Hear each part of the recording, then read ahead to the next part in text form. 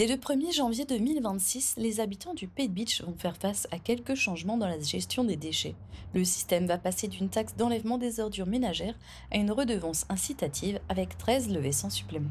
Que pensent les habitants de ce changement? Si on ne peut pas payer davantage de contributions, il faut, enfin, on a droit à 13 relevés par an, donc ça veut dire statistiquement un par mois. Or, en été, par les temps qui courent actuellement, donc une fois par mois, c'est beaucoup trop peu dans la mesure où, sur le plan hygiène, avec la chaleur qu'il fait, il y a des asticots partout dans les poubelles et c'est vraiment pas ragoûtant. Et donc, on est obligé de trouver des subterfuges ou des substituts de façon à mettre des sacs complètement étanches en les scotchant et en mettant les poubelles dehors. Ce qui fait que maintenant, les gens laissent les poubelles dehors dans la rue. Et sur le plan esthétique aussi bien qu'hygiénique, c'est pas très cohérent. Oui, je pense que les gens, c'est ça qui les bloque, quoi. Je pense que c'est plutôt ça, quoi. Parce que quand ils ont un grand jardin, ils veulent mettre tout dedans.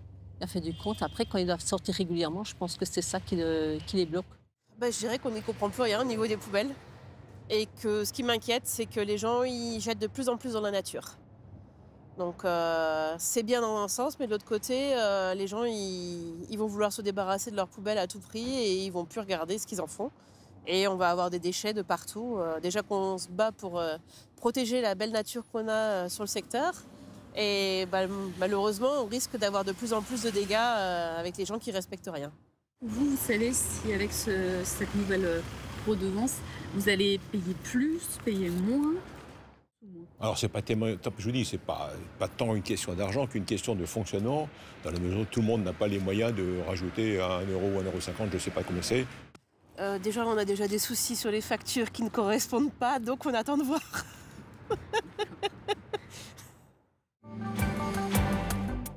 Dans la peau de céramiste.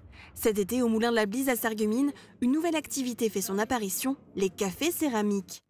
Les participants sélectionnent sur place la pièce de leur choix, assiettes, bols, mugs ou coquetiers, à décorer selon leurs envies. Donc, vous êtes parti sur quoi, vous, pour votre petite création aujourd'hui? Alors du coup, au niveau du modèle, j'ai choisi une assiette et après pour le motif, j'étais dans des inspirations fruits, légumes, inspirations un peu italiennes, été on va dire, apéro, tout ça. Les participants doivent ensuite patienter quelques jours avant de récupérer leur œuvre. Les pièces sont cuites sur place par les équipes des musées à l'issue de l'atelier. Ce jour-là, parmi les personnes présentes, des familles et des amis se sont retrouvés pour partager un instant créatif le temps d'une après-midi. Les médiateurs sont présents tout au long de l'activité à leur côté pour leur prodiguer de précieux conseils.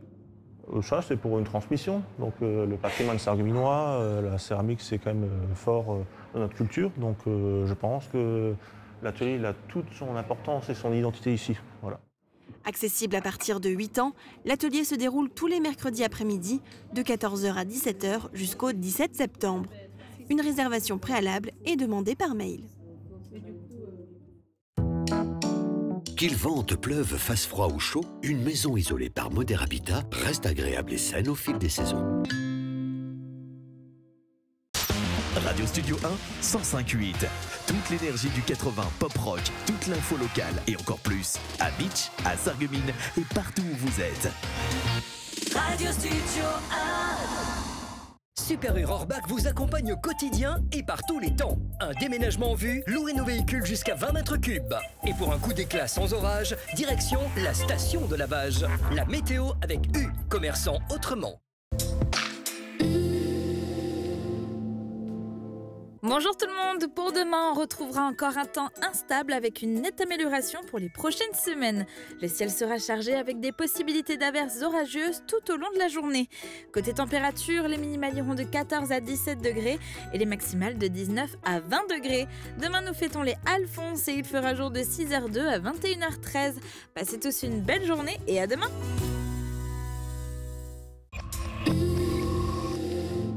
Le CFA BTP Moselle est à Sarreguemines, avec 7 formations accessibles en apprentissage et en formation continue dans les domaines métier du plâtre et de l'isolation, carreleur et mosaïste, peintre applicateur de revêtement, génie climatique, maçonnerie et maintenance des bâtiments. Inscription ouverte toute l'année par téléphone au 03 87 63 71 08. Le rayon fournil d'Intermarché Sarreguemines et Beach vous invite à une pause gourmande. Thym croustillant, croissant doré, tarte et gâteau du jour, chaque fournée embaume l'allée d'un parfum chaleureux. Et pour vos pauses déjeuner, une belle sélection de sandwichs frais, prêts à emporter. Du bon, du simple et toujours à prix juste. Intermarché, tous unis contre la vie chère. Le festival Les Étendards, nouvelle édition. Spectacles, concerts, cinéma en plein air, du 5 juillet au 29 août. Profitez de nombreuses animations gratuites tous les week-ends. Ne manquez pas l'événement de cet été. Pourquoi avoir choisi le nom La Passion de l'audition ? À La Passion de l'audition, nous sommes passionnés par notre métier, mais pas que. Nous intervenons aussi bénévolement pour des missions nationales et internationales. Et en plus, nous sommes membres actifs de l'association Audition Solidarité depuis plus de 15 ans.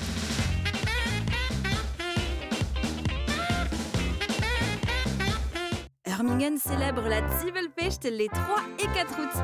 C'est la grande fête de l'oignon sous chapiteau. Entrée gratuite et soupe à l'oignon offerte pour tous dans une ambiance festive.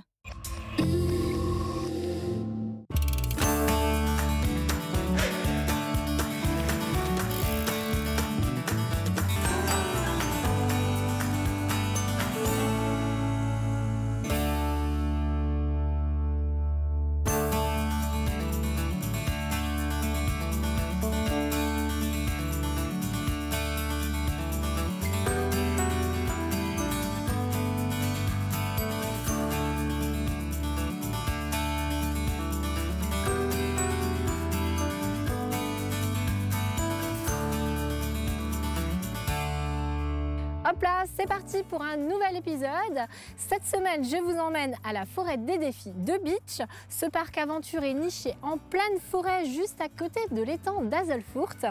Il s'étend sur une superficie de 8 hectares. À sa création en 2004, le parc s'appelait initialement Tepacap et proposait de l'acrobranche. 20 ans après, il a bien évolué et propose de nombreuses autres activités. Nous allons les découvrir tout au long de l'émission. Mais avant ça, allons rejoindre Marie-Morgane juste à côté, à l'étang d'Hazelfurt. Elle va nous présenter l'auberge du lac. Regardez. Chers parents, ce midi, j'ai déjeuné au bord de l'eau. Plus précisément, en face de l'étang d'Hazelfurt, à l'auberge du lac.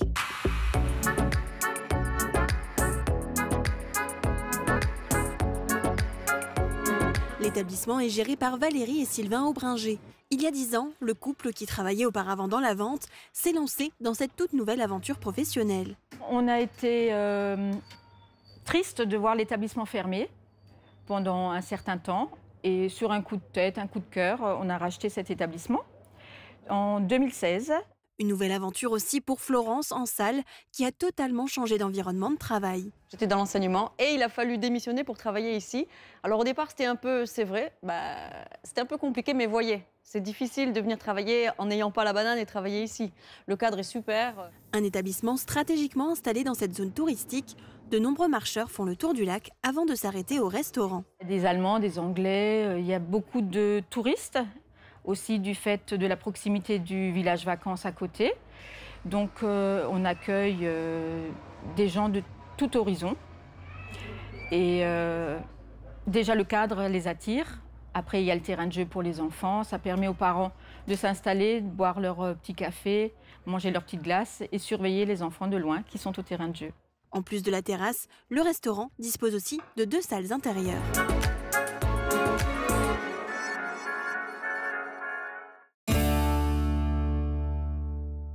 Bonjour Léon. Bonjour. Merci de nous accueillir au cœur de la forêt des défis. Tu es donc le co-gérant de ce parc avec ton frère. Et c'est ton père Alain qui a l'initiative de ce parc. Comment lui est venue cette idée ? Eh bien, il a été appelé ici en 2004 par la mairie qui cherchait une activité de loisirs en forêt. Lui-même est à la base un vendeur de matériel d'escalade dans la fin des années 90, début 2000. Et il a initié un projet global en France de parcours acrobranche étalé sur quelques années qui a fini par culminer sur l'ouverture de son propre parc ici en 2004. Okay. Et à la base, ce parc s'appelait Tepacap et bon nombre d'entre nous le connaissent encore sous ce nom. Pourquoi ce changement justement ? On a dû changer de nom il y a 2 ans maintenant pour des raisons avant tout commerciales, si l'on peut dire. Tepacap est un nom qui est très catchy, qui est très sympa, mais qui était beaucoup trop connu pour l'acrobranche pure. Or, cela fait des années qu'on a beaucoup développé le parc et qu'on fait en sorte d'avoir beaucoup plus d'activités que simplement l'acrobranche. Donc, pour des raisons de vente commerciale, on a décidé de changer de nom, de changer d'identité au passage, afin de faire passer plus facilement l'idée que nous sommes avant tout un parc multi-activités, multi-loisirs, avec de l'acrobranche, mais pas purement acrobranche, comme c'est le cas dans beaucoup d'autres parcs en France. Et justement, en parlant d'acrobranche, combien il y a de parcours dans ce parc?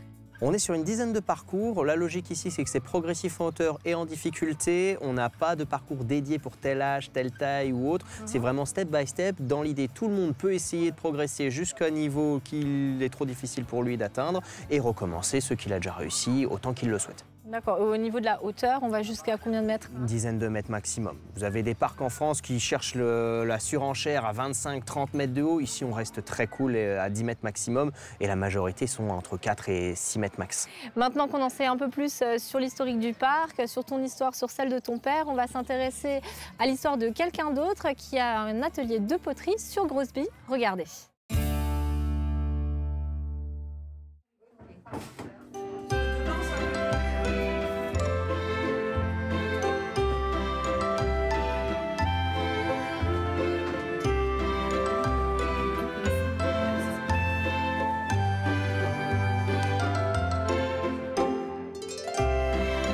Je viens de Vitrain.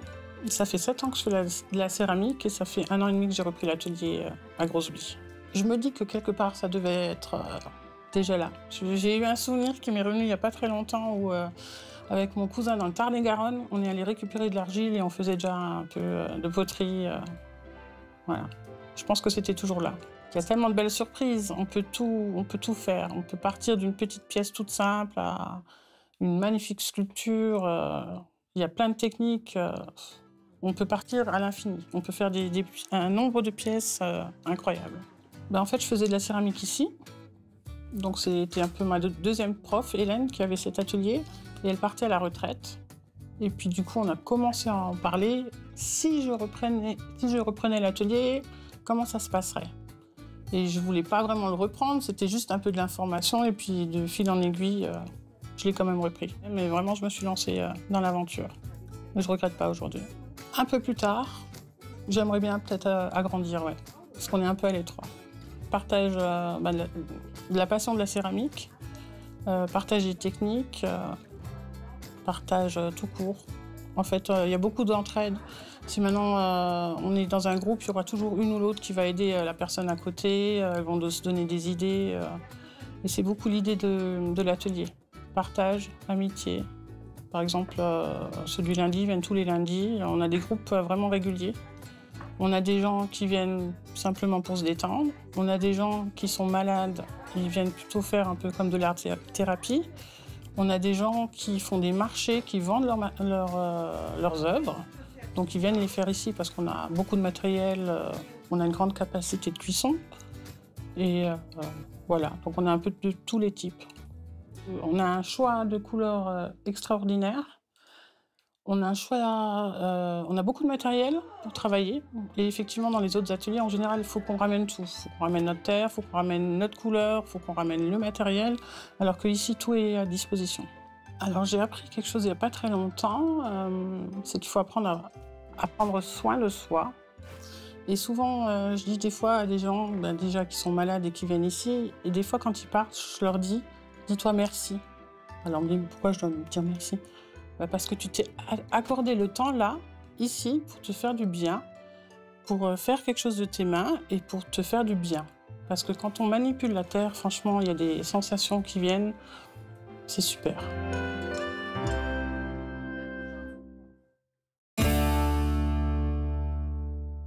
L'acrobranche est destinée aux adultes ou aux enfants de plus de 1,20 m, mais pour les plus petits, vous avez prévu des activités au sol. Est-ce que tu peux un petit peu me les présenter ?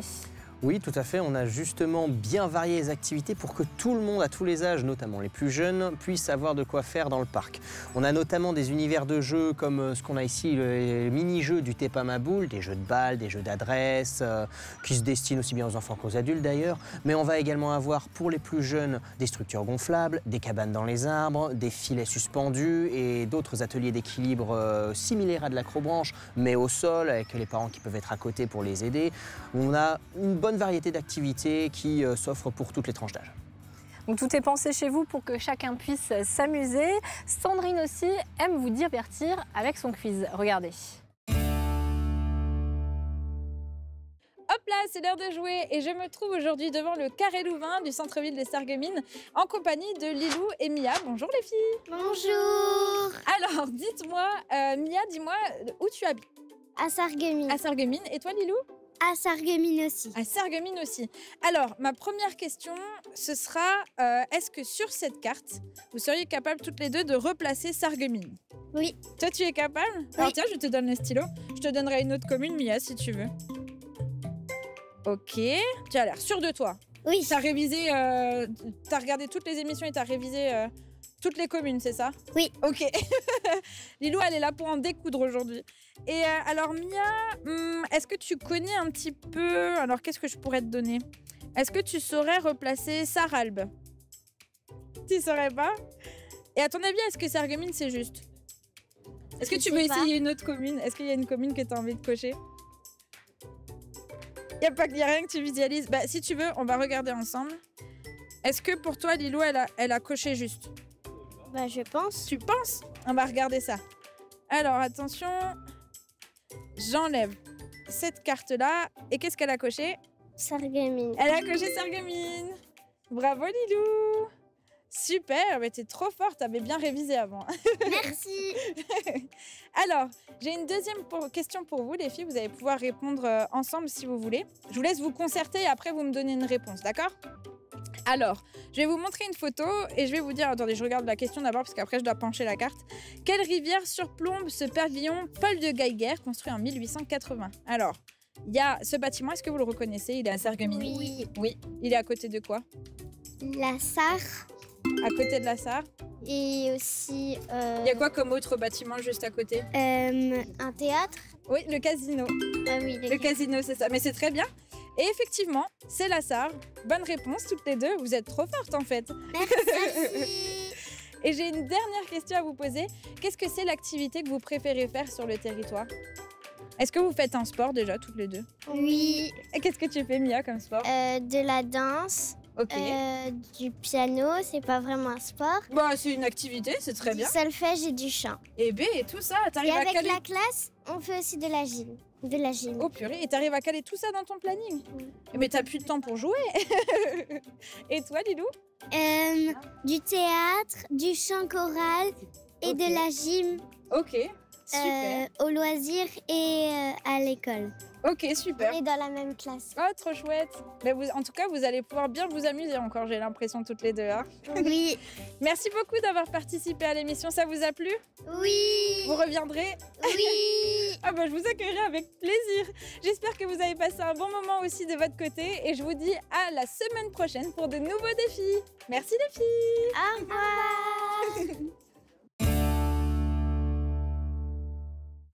On change un petit peu de registre maintenant. Ici, il ne s'agit pas de faire grimpette, mais plutôt de jouer avec les armes, le tout dans une ambiance bon enfant.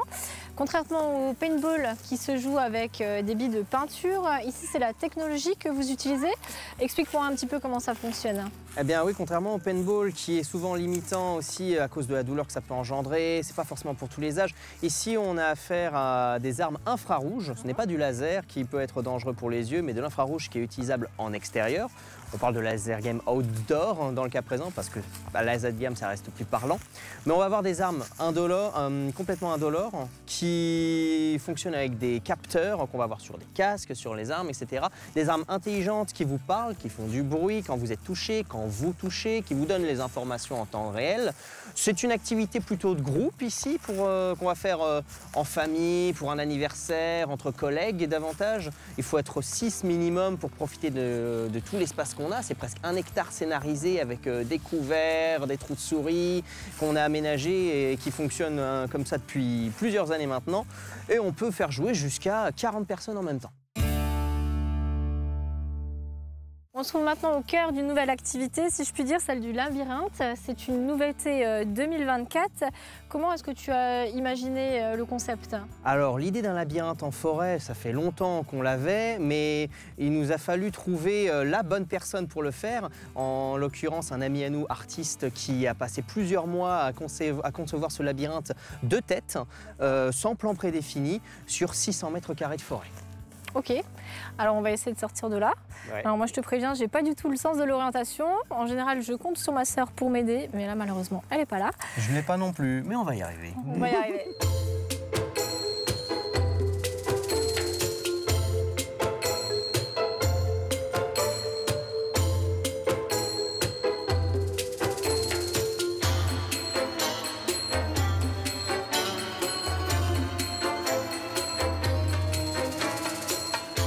Ah bah t'es pas encore sortie non plus? Non, mais je crois qu'elle est pas loin, la sortie. Bon bah en attendant qu'on sorte de là, je vous propose d'aller faire un tour du côté de Mosaïque, dans les cuisines. On va retrouver 2 adorables chippies qui nous préparent un bon goûter. Regardez. Bonjour, aujourd'hui on va vous faire des cookies. Est-ce que tu aimes les cookies, Iliana? Oui. Pour cette recette, nous avons besoin de 75 g de beurre à température ambiante, une cuillère à café de levure chimique, 75 g de sucre roux ou de cassonade, 150 g de farine, 100 g de pépites de chocolat et un œuf. Maintenant, on va mettre le beurre. Hop là. Et on va mettre la cassonade. Vas-y, tu peux la mettre. Ah, bah Eliana, j'ai la même robe que toi. On mélange pour obtenir un mélange mousseux. Alors, on a un peu mis le beurre au micro-ondes, un peu quand même, parce qu'il était vraiment dur, hein, Eliana? Ouais, il était très dur. Alors maintenant, il faut bien mélanger tout fort pour obtenir un mélange mousseux. Tu veux essayer, Eliana? Ouais. Vas-y, mélange. Allez, allez, allez, allez. Mélange, mélange, mélange. Je pense qu'on est arrivé au mélange mousseux. Alors, on va mettre l'œuf. Waouh, bravo Eliana, t'as pas mis de coquilles, bravo. Et maintenant, quelques petites gouttes de vanille. Et voilà, je pense que c'est bon. On mélange. Faut bien prendre sur les rebords aussi.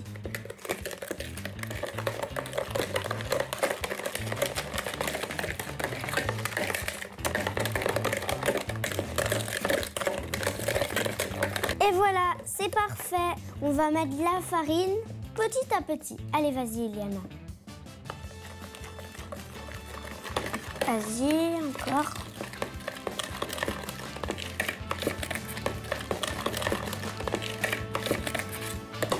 Et maintenant, nous ajoutons la levure chimique, petit à petit aussi.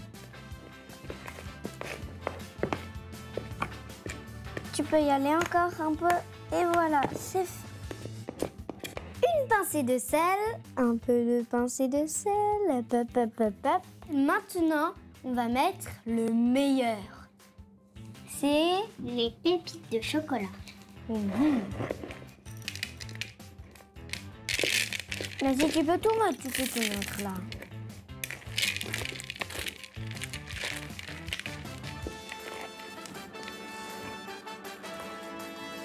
Alors, on a beurré la toile et maintenant, on va faire des petits tas pour faire les cookies. Attends, Liana, regarde, je te montre comme ça. On le fait bien. Hop là. On le moule un peu pour faire un rond. Tout pile. Et voilà.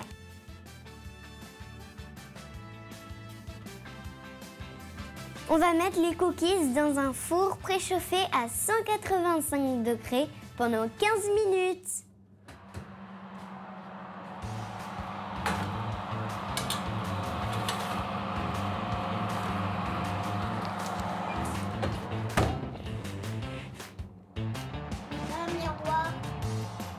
Les 15 minutes sont passées, je pense que c'est bon. Alors, regardez-moi ces beaux cookies. Et pour l'instant qu'ils refroidissent, on va s'amuser quelques minutes. Pour jouer, les cookies sont cuits. Un délice. Au revoir et bon appétit, ils sont délicieux.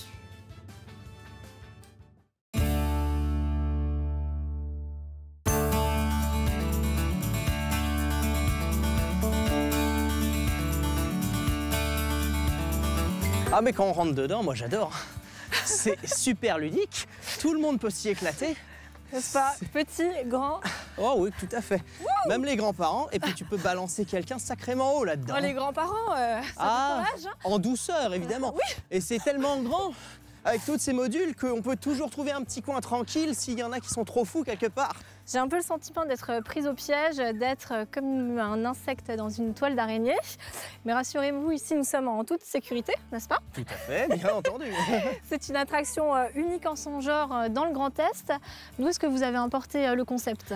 Alors, c'est une société bretonne basée sur l'île de Groix, les Chiens Noirs, qui commercialisent ce type de filets spécifiques, qui sont des filets de bateaux à la base, qu'ils ont eu l'idée de tendre sur des structures, entre les arbres, ou même dans des bâtiments fermés de manière artificielle pour créer des espaces de filets trampolines géants comme celui-ci qui fait 1300 mètres carrés. Alors à la Forêt des Défis, vous aimez bien les jeux de mots à l'image des activités comme T'es pas cap, T'es au sol ou T'es accro. Notamment, oui. Moi, ça date de l'époque où on s'appelait T'es pas cap et l'idée était naturelle, c'est tellement catchy de reprendre et de faire des jeux de mots avec. T'es curieux, t'es au sol, t'es pas perdu. Pour définir un univers de jeu, ça se comprend tout de suite. On a gardé la recette, hein, même en changeant de nom. Chez Mosaïque aussi, on aime jouer avec les mots, ou plutôt avec les expressions, surtout si elles sont plates. Regardez. Je parle pas l'allemand et du coup... Non. Est-ce que vous avez une idée de ce que ça peut vouloir dire? Pas du tout. Der Dusch, der Schlaf, der Moment. Non, j'arrive pas spécialement. Qu'est-ce que ça veut dire à votre avis? Que quelqu'un dort encore. Ah non. Est-ce que tu arrives à lire ça? Pas du tout. Essaye, qu'est-ce que ça donnerait à voix haute? Der Deutscher Schlaf, der ne. Est-ce que tu as une idée de ce que ça peut vouloir dire? Pas du tout, Schlaf, ça veut dire dormir, je crois. Non? Ta mère, telle fille. Ah, mais je savais pas du tout, enfin, j'avais pas du tout compris. Hein. Der Docker schat der Moment noch. Der Docker schlägt die Moment noch. Le fils tape encore sa mère. Non? Ah non, c'est pas tout à fait ça. Telle mère, telle fille. Ah oui, oui, oui, c'est exact. Ah oui, j'ai pas compris. Der Doktor schlägt der Moment noch. Vous savez pas ce que ça peut vouloir dire? Non, non. Telle mère, telle fille. Der Doktor schlägt der Moment noch. Est-ce que vous savez ce que ça veut dire en français? En français? Non. Telle mère, telle fille. Oh, j'aime cette phrase parce que j'aime ma mère.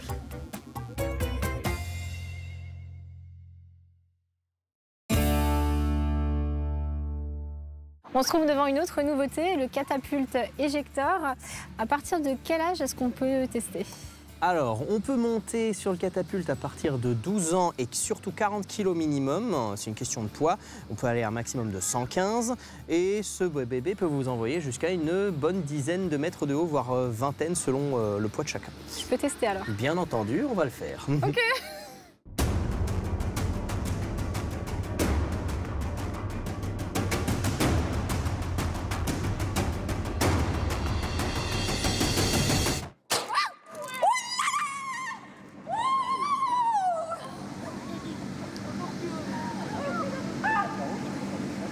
Et on peut dire que la catapulte, ça envoie du lourd, hein, je vous assure. N'hésitez pas à tester, ça vaut vraiment le détour. En attendant que je me recoiffe, allons faire un tour du côté de Valfin pour la petite histoire.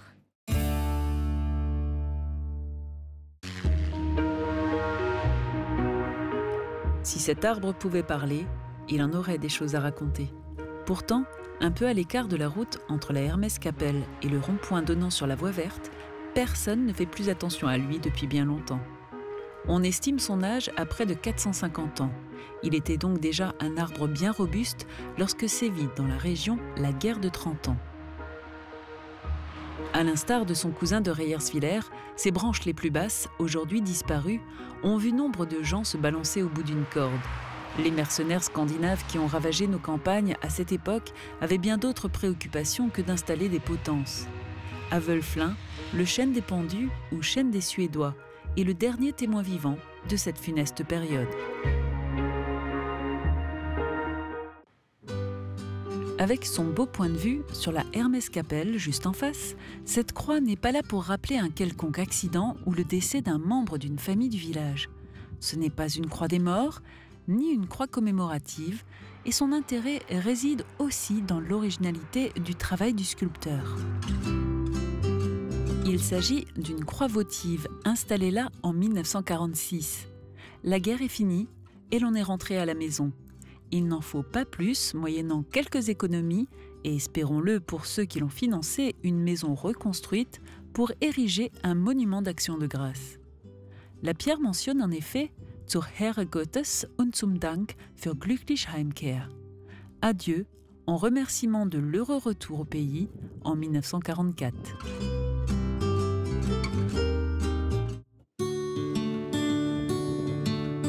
Une rue de l'église, mais pas d'église. Cette voie étroite ne porte pourtant pas ce nom par hasard. Il faut juste chercher l'église un peu plus loin, à Viswiller.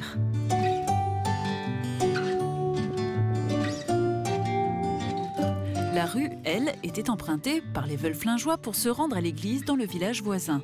Pourtant, cette rue a bien été occupée par une chapelle, détruite par les bombardements de 1944, on ne l'a pas reconstruite.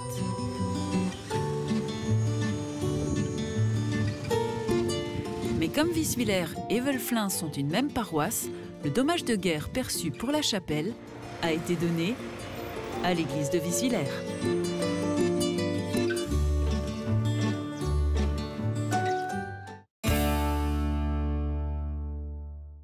Merci beaucoup Léon de nous avoir guidés à travers les 8 hectares de ton parc. Que vous soyez petit ou grand, il y en a vraiment pour tous les goûts.